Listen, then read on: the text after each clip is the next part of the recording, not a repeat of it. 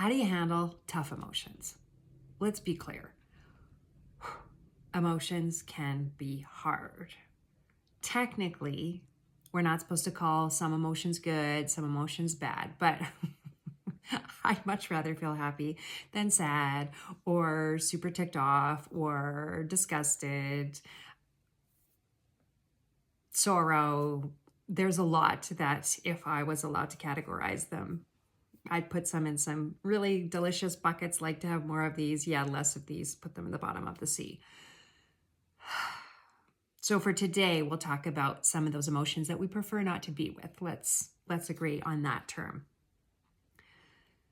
Emotions only last for about 30 to 90 seconds. And you might be saying, no, Leona, you've never met me. I get stay ticked off till 2075. Technically, emotions only last for 30 to 90 seconds. What happens is that we judge them or we attach to them and we allow our emotions to create a cascade of after effects. So what we want to think about is how can we be with the emotions so that they don't take over. Last time I talked about how to stay calm and steady in a storm. These same skills are going to apply here. So we notice something happened, like an inciting incident.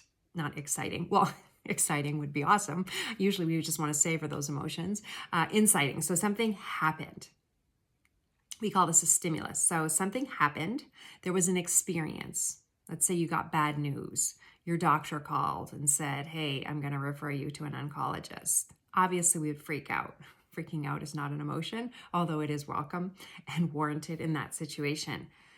But in that situation, more than anything, we don't want to be freaking out if we don't need to freak out. But what happens is we experience an emotion. Let's say that's fear or terror. And then our brain takes off and takes us into many different situations that we are often catastrophizing over. So why navigating emotions is so important is so that we can stay present and we are not freaking out when we don't need to freak out. Because right now we don't have enough data to know we need to freak out. So, stimulus, doctor called. Come back, get centered. You notice I just exhaled. I got my hand on my chest. Anything to get grounded. If it feels really extraordinary, again, knowing what support looks like, maybe reaching out to a friend, asking for them to listen to you, all can be really helpful. So for me, I notice myself sitting in the chair. My back is up against the back. My seat is on its seat and where my feet are. This is very comforting for me. So this is grounding. Breathing in through my nose. That activates the parasympathetic nervous system, the kind of zened out part of me. And I notice what I am noticing. So that's really important. And you could be noticing what you're thinking about. Now, if we were next level at this, I might think, Kate, something just happened. What am I feeling? But for most of us, we're not even aware of what we're feeling until our thoughts start to loop. Oh my gosh, why am I seeing an oncologist?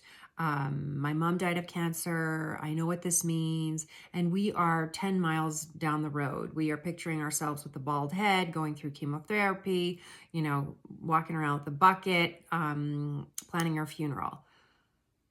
That's not helpful right now. That's just going to escalate everything. Then capturing those thoughts that have our attention. Okay, I'm already there. I'm picturing myself bald. I'm planning a casket. Oh, maybe do I get cremated? And I know this sounds extreme, but brains really respond very quickly, milliseconds, to a stimulus. So I notice what I'm thinking. Okay, that means that my feelings have got my brain going a little bit haywire here. Come back. Okay, I notice I'm thinking these really extra crazy thoughts. Okay, come back. Ground ourselves again if we need to and get curious. Just get curious with compassion. Yeah, this is hard. This is a really hard experience for me. Oftentimes we start to think about what we're going to do. We call that overfunctioning in an anxious situation. What are we going to do? No, come back, come back. This is really hard for me. Offer myself some compassion. The brain can't tell whether you're talking to it or it's an outside source. It only can tell about 10% difference. So 90% of you thinks you're being comforted by an outside loving source. This is awesome. Okay, good. Coming back. What do I feel? Try to name your emotions. So we call this specificity and granularity, or the basics. Who doesn't like a good rhyme? Although this one's slightly annoying. We name it to tame it. What naming an emotion does is it helps the brain to make sense. Emotions are experienced very basically in this base part of the brain, which does a number of things, but one of the things that it does is sorts things really quickly. Is this safe or is this dangerous? And so the brain might take that great sense of fear or terror as a dangerous experience. And when we name it, it helps the brain to make sense of it and brings the brain into a sorting part of the brain, which is more strategic in the front of the brain, and goes, oh yeah, that makes sense. And then it drops the intensity of the reaction to that emotion by, some researchers say, up to 25%. So then we can actually be with that emotion and think a little bit more logically. That does not mean we don't cry. That does not mean we don't get mad. It just means that we can respond rather than react to the stimulus, because the react is often based on patterns or responding from that fight or flight, freeze or fawn part of the brain. I call that where the brain has all the F's to give and a little trauma response. So, okay, I had an experience. I'm noticing my thoughts, which means something really hard is going on for me. I come back to the feelings. I feel terror. I feel fear. And you might think, oh, collecting all these thoughts, that's not going to be helpful. We approach them in a mindful way. So we name them. We get specific. We get granular. What do I notice in my body? This just happened to me recently. I feel my muscles are getting tight. My stomach feels a little bit sick, and my heart is beating fast, and my breath is a little bit shallow. Good noticing. It's very grounding to notice those things. So name it to tame it. Get specific and granular around the emotion. And then I approach myself with compassion. Compassion is like self-empathy. And empathy is where we imagine what the other person is feeling and we offer them some compassion. So, oh, this is a hard feeling. And rather than attaching or judging it, like, why am I feeling like this? Like, I don't even know the truth here, because we have this other logical part of our brain. That doesn't help. That just makes us feel foolish or stupid or shameful. So can I not judge myself for what I'm feeling? We call this just really a form of mindfulness, is can I just be present with what is? So I hold these feelings just like I'm holding this cup of coffee, and I go, okay, what do I notice about these feelings? I feel terror, I feel sadness, and I'm not going to attach to those or judge myself for them. I'm just going to hold them lightly. I'm not going to future surf wondering what happens if this feeling never goes away. I'm just going to lightly hold them mindfully outside of myself. I am not terrified. I am not afraid. I feel those things. And the brain cares about our inner language. So, oh, I feel terrified. I feel sad. What do I notice about those things? Just very, very quickly. Yeah, if it's me, I don't like those emotions. If I was allowed to put them in the bucket, I'd be like, yeah, I don't want that emotion. But I'm just going to notice it mindfully. Okay. Yeah, those are hard to be with. Can I come back with some compassion? Oftentimes I'll even remind myself or my clients, what is it I want and what is it I need?